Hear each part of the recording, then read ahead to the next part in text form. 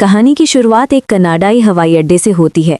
एक पिता एलियट अपनी बेटी रिडली के साथ यात्रा कर रहा है। वे एक दूसरे शहर जा रहे हैं क्योंकि एलियट को वहां एक बिजनेस डील पूरी करनी है। रिडली एक अकेली लड़की थी जिसके ज्यादा दोस्त नहीं थे। उसके चेहरे पर कुछ पिंपल थे जो हमेशा उसे परेशान करते थे। कुछ समय बाद फ्लाइट उस शहर में पहुंचती है जहां उन्हें जाना था। पहुंचते ही एलियट और रिडली कार में बैठकर निकल पड़ते हैं क्योंकि एलियट पहले ही अपनी मीटिंग के लिए लेट हो चुका था। रास्ते में एलियट अपनी बेटी को धन्यवाद देता है कि वो उसके साथ आई। वो उसे समझाता है कि उसे अपने चेहरे के पिंपल को लेकर इतना परेशान नहीं होना चाहिए और उन्हें छूना बंद कर देना चाहिए। एलियट बताता है कि ये पिंपल बिल्कुल सामान्य है और हर किशोर के चेहरे पर आते हैं। ये सुनकर रिडली थोड़ा शांत हो जाती है। फिर हमें पता चलता है कि उसकी माँ कुछ समय पहले गुजर चुकी है और क्योंकि रिडली को अकेलापन पसंद नहीं था, वो अक्सर अपने पिता के साथ काम पर जाती थी ताकि उसका साथ दे सके। उसी समय जिस आदमी से एलियट को डील करनी थी उसका फोन आता है। वो गुस्से में चिल्लाता है कि एलियट लेट क्यों हो गया। एलियट माफी मांगता है और बहाने बनाने लगता है, लेकिन सौभाग्य से नेटवर्क की समस्या हो जाती है और कॉल कट जाती है। एलियट राहत की सांस लेता है और तेजी से ओडेल की हवेली की ओर बढ़ता है, लेकिन अचानक सड़क पर एक जानवर आ जाता है और एलियट की कार उससे टकरा जाती है। टक्कर के बाद कार घूमती हुई सड़क के किनारे रुक जाती है। थोड़ी देर बाद सब शांत होने पर एलियट अपनी बेटी से पूछता है कि क्या वो ठीक है। सब कुछ ठीक पाकर वे दोनों कार से उतरते हैं और उस जानवर को देखते हैं जिससे टक्कर हुई थी। रिडली देखती है कि वो कोई साधारण जानवर नहीं बल्कि एक अजीब सा घोड़ा है जिसके सिर पर एक सींग है, यानी कि एक यूनिकॉर्न। सबसे चौंकाने वाली बात ये कि उसके घाव से नीला खून बह रहा था। एलियट गुस्से में था क्योंकि वो पहले ही लेट हो चुका था, पर रिडली उस रहस्यमय यूनिकॉर्न को देखकर हैरान रह जाती है। अचानक यूनिकॉर्न का सींग पीली रोशनी से चमकने लगता है और बिना सोचे रिडली उसे छू लेती है। जैसे ही रिडली सींग को छूती है, वो अचानक अजीब चीजें देखना शुरू कर देती है, ऐसी चीजें जो वो समझ नहीं पाती। उसकी नज़र धुंधली होने लगती है, लेकिन फिर उसे अपने पिता की आवाज़ सुनाई देती है और होश आता है। वो देखती है कि उसका पिता यूनिकॉर्न को मार रहा है। रिडली चिल्लाती है कि वो रुक जाए, लेकिन एलियट नहीं रुकता जब तक कि यूनिकॉर्न पूरी तरह मर नहीं जाता। कुछ देर बाद वे ओडेल की हवेली पहुंचते हैं जहां एलियट को अपनी डील फाइनल करनी थी। लेकिन अजीब बात यह थी कि एलियट ने यूनिकॉर्न की लाश को कार की डिक्की में डाल रखा था। कार रोककर एलियट नीचे उतरता है और हवेली में जाता है। वहां उसकी मुलाकात ओडेल के बेटे शेफर्ड से होती है। फिर वो ओडेल की पत्नी से मिलता है और अंत में ओडेल के कमरे में जाकर देरी के लिए माफी मांगता है। यहीं उसे पता चलता है कि ओडेल गंभीर बीमारी से जूझ रहा है और उसके जीवन के आखिरी दिन चल रहे हैं। ओडेल बताता है कि वो ये डील अपने परिवार और कंपनी की सुरक्षा के लिए कर रहा है। उतने में रिडली को यूनिकॉर्न वाली सारी बातें याद आने लगती हैं। ओडेल उसे देखकर पूछता है कि क्या वो ठीक है। रिडली झूठ बोल देती है कि वो बिल्कुल ठीक है। तभी शेफर्ड उससे उसके चेहरे के दानों के बारे में पूछता है। एलियट बीच में बोलकर रिडली को बाथरूम में चेहरा धोने भेज देता है। असल में वो उसे वहां से हटाना चाहता था ताकि वो किसी को घटना के बारे में ना बताए। बाहर एक गार्ड रिडली को कार की तरफ देखते हुए शक करने लगता है। वो कार के पास जाता है और अंदर झांककर उसे यकीन हो जाता है कि कुछ न कुछ जरूर छिपाया गया है। उधर बाथरूम में रिडली चेहरा धोती है और जब आईने में देखती है तो पाती है कि उसके सारे दाने गायब हो चुके हैं।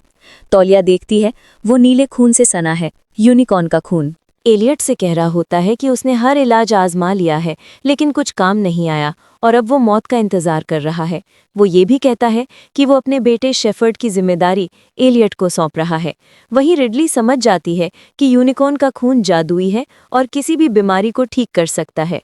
उसी समय कार में रखा यूनिकॉर्न का सींग हल्का चमकने लगता है। रिडली लौटती है तो एलियट उससे कहता है कि उसे ओडेल के परिवार से मिलना चाहिए। रिडली मना कर देती है, लेकिन एलियट जोर देता है। रिडली यूनिकॉर्न के बारे में पूछती है तो एलियट कहता है कि अगर वो उसकी बात मान ले तो वो उसकी हर इच्छा पूरी करेगा। लेकिन तभी कार में कुछ अजीब होने लगता है।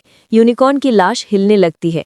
ये देखकर एलियट ओडेल के पास जाकर बताता है कि उसे तुरंत निकलना होगा। ओडेल गुस्सा करता है और कहता है कि ये उसके लिए बहुत शर्म की बात होगी। तभी एक गार्ड रिडली से पूछता है कि वो इतनी घबराई हुई क्यों है। रिडली कुछ कह ही रही होती है कि कार से जोरदार आवाज आती है। सब बाहर दौड़ जाते हैं। तभी यूनिकॉर्न जीवित हो उठता है और कार तोड़ने लगता है। सभी डर से जड़ हो जाते हैं। तभी गार्ड उस पर गोली चलाता है और फिर से मार देता है। एलियट डर के मारे सब कुछ ओडेल को बता देता है। रिडली भी सच बताती है कि नीला खून उसके चेहरे के सारे दाने मिटा चुका है। ओडेल ये सुनकर चकित हो जाता है और पूछता है कि रिडली को शरीर में कोई अजीब बदलाव महसूस हो रहे हैं क्या। वो कहती है नहीं। रिडली कहती है कि उन्हें जानवरों की संस्था को बुलाना चाहिए, लेकिन ओडेल मना कर देता है, कहता है कि सरकार इस जीव का गलत इस्तेमाल करेगी। ओडेल एलियट से अपनी बेटी से मिलने आता है। रिडली बताती है कि जब उसने यूनिकॉर्न का सींग छुआ था तो उसे अजीब दृश्य दिखे थे। एलियट इसे भ्रम कहकर टाल देता है, लेकिन रिडली अपने डर की वजह नहीं भूल पाती। वो यूनिकॉर्न के बारे में जानकारी जमा करती है और पता चलता है कि ये एक प्राचीन कथा का हिस्सा है। एक शाही परिवार ने इसे पालतू रखा था। बाद में जब उन्हें इसकी ताकत का पता चला तो वो इसे मारकर शक्ति हासिल करना चाहते थे। कुछ समय बाद यूनिकॉर्न वापस लौटा और सारे राजघराने से बदला लिया। रात में रिडली को डरावना सपना आता है। वो खुद को यूनिकॉर्न के शरीर के अंदर पाती है। भयभीत होकर नींद खुलती है और देखती है कुछ अजीब लोग उसे और उसके पिता को बांध रहे हैं। ये वैज्ञानिक थे जिन्हें ओडेल ने बुलाया था ताकि वो नीले खून का प्रभाव जांच सके। टेस्ट के बाद वैज्ञानिक बताते हैं कि यूनिकॉर्न का खून बेहद अजीब है और किसी भी इंसानी बीमारी को ठीक कर सकता है। वे सुझाव देते हैं कि इसे सीधे इंसान पर इस्तेमाल किया जाए। ओडेल बेहद उत्साहित होकर खुद पर यह प्रयोग करवाना चाहता है। कुछ समय बाद वो उसे यूनिकॉर्न का खून इंजेक्ट करते हैं। रिडली ये देखकर घबरा जाती है और जंगल की ओर भाग जाती है। उधर वैज्ञानिक पाते हैं कि यूनिकॉर्न की नसें अब भी काम कर रही हैं, मतलब उससे और खून निकाला जा सकता था। रिडली जंगल में अकेली होती है और उसे लगता है कि कोई उसे देख रहा है, लेकिन कोई दिखाई नहीं देता। वो डरकर वापस लौट आती है। रात में एलियट ओडेल से मिलने जाता है और पूछता है कि वो कैसा महसूस कर रहा है। ओडेल कहता है कि वो बहुत अच्छा महसूस कर रहा है, इलाज काम कर रहा है। रिडली जानकारी जुटाती रहती है। शेफर्ड उसे मदद के लिए अपना प्रिंटर दे देता है ताकि वो यूनिकॉर्न की सारी फोटो और जानकारी छाप सके। लेकिन तभी ओडेल अचानक बिल्कुल ठीक हालात में सबके सामने आ जाता है। वो डॉक्टरों को आदेश देता है कि जितना हो सके उतना नीला खून निकाल लो ताकि वो हमेशा स्वस्थ रह सके। डॉक्टर समझाते हैं कि खून की एक सीमा होती है, वो ज़्यादा समय तक काम नहीं करता। रिडली को पता चलता है कि ओडेल जो कर रहा है वो बेहद खतरनाक है। बहुत ज़्यादा खून शरीर में जाने से मौत हो सकती है। इसके अलावा हर बार जब इंसानों ने यूनिकॉर्न का खून इस्तेमाल किया, यूनिकॉर्न वापस लौटकर उन्हें मार देता था। ओडेल रिडली की बात नहीं सुनता और तय करता है कि वो यूनिकॉर्न को दुनिया को दिखाएगा। रिडली उदास होकर कार में बैठ जाती है। उसी समय ओडेल और डॉक्टर यूनिकॉर्न को ले जाने की तैयारी करते हैं। तभी पूरे महल की बिजली चली जाती है। उनके पास का एक यंत्र तेज सिग्नल देने लगता है। इसका मतलब था कि यूनिकॉर्न अभी भी जिंदा है।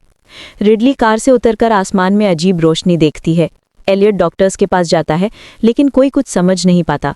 तभी एक डॉक्टर मर जाता है, उसे यूनिकॉर्न के सींग ने भेद दिया था। एलियट को दिखता है कि ये कोई दूसरा यूनिकॉर्न है, वो नहीं जिसे वो पहले मार चुके थे। गार्ड लगातार गोली चलाते हैं, लेकिन कोई असर नहीं। यूनिकॉर्न बेहद शक्तिशाली था और वो गार्डों को मारने लगता है। एलियट चिल्लाकर रिडली को कार में बैठकर भागने को कहता है। रिडली कार में बैठती है, लेकिन यूनिकॉर्न उस पर हमला कर देता है। वो बाहर निकलकर भागती है, यूनिकॉर्न उसके पीछे। वो एक अस्तबल में छिपती है, लेकिन यूनिकॉर्न वहां भी पहुंच जाता है। पर जैसे ही वो रिडली के करीब आता है, वो अचानक शांत हो जाता है। उसका सींग चमकने लगता है। रिडली उसे धीरे से छूती है। तभी एक महिला गार्ड आती है और गोली चलाती है। यूनिकॉर्न भाग जाता है। सब वापस हवेली में आते हैं। रिडली गुस्से में अपने पिता पर चिल्लाती है कि उसने उसकी बात क्यों नहीं सुनी। ओडेल उल्टा फैसला करता है कि वो सभी यूनिकॉर्न का शिकार करेगा। वो शिकारी दल लेकर जंगल जाता है। एलियट भी जाने की तैयारी करता है, लेकिन रिडली उसे रोकती है। वो रोती है और कहती है कि वो ना जाए, पर एलियट फिर भी नहीं सुनता। उधर शेफर्ड डॉक्टर से यूनिकॉर्न का खून का सैंपल ले लेता है और उसे खुद पर प्रयोग करता है। उसके शरीर में अजीब बदलाव होने लगते हैं। रिडली भागना चाहती है, लेकिन आखिरी पल में रुक जाती है। तभी उसे आसमान में तेज रोशनी दिखती है। वो अपने कागज देखने दौड़ती है और पता लगाती है कि वो रोशनी एक जाल है। यूनिकॉर्न ने शिकारी दल को फंसाने के लिए बनाया है। वो अपने पिता को फोन करती है कि तुरंत वापस आए, लेकिन फोन नहीं लगता। शिकारी दल पर यूनिकॉर्न हमला कर देते हैं और सभी को मारते जाते हैं। एलियट और ओडेल किसी तरह बचकर हवेली पहुंचते हैं, लेकिन यूनिकॉर्न उनका पीछा करते हुए हवेली में घुस आते हैं। ओडेल उनसे शांत आवाज में बात करने की कोशिश करता है। एक यूनिकॉर्न थोड़ा शांत भी होता है, लेकिन जैसे ही ओडेल उसका सींग छूने की कोशिश करता है, दूसरा यूनिकॉर्न पीछे से हमला करके ओडेल को मार देता है।